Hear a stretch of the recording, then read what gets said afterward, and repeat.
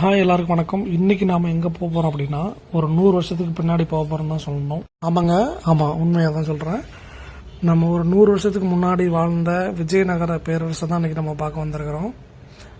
இங்கே இருக்கிற விஜயநகர பேரரசோட மையமான விருபாட்சகர் கோயிலை தான் நம்ம பார்க்க வந்திருக்கோம். 2 பக்கம் ஃபுல்லாக முறை மண்டபங்கள் தான், அவ்வளோ காட்சி அளிக்குது. பார்த்தீங்கன்னா அதோட ராஜகோபுரம், விருபாட்சகர் கோயிலோட ராஜகோபுரத்தை பாருங்கள், எவ்வளோ பிரம்மாண்டமாக இருக்குல்ல. இந்த 3 கிலோமீட்டர் சரௌண்டிங் ஃபுல்லாகவே இந்த விஜயநகரம் தான். இந்த விஜயநகரத்தை பார்த்தீங்கன்னா உண்மையாகவே 100 வருஷத்துக்கு முன்னாடி இங்கெல்லாம் எப்படி வாழ்ந்துருப்பாங்க அப்படின்னு யோசிச்சு பார்க்கும்போது ரியலான பாகுபலி மூமெண்ட்னு சொல்லுவோம்ல, அந்த மாதிரி தான் இருக்குது.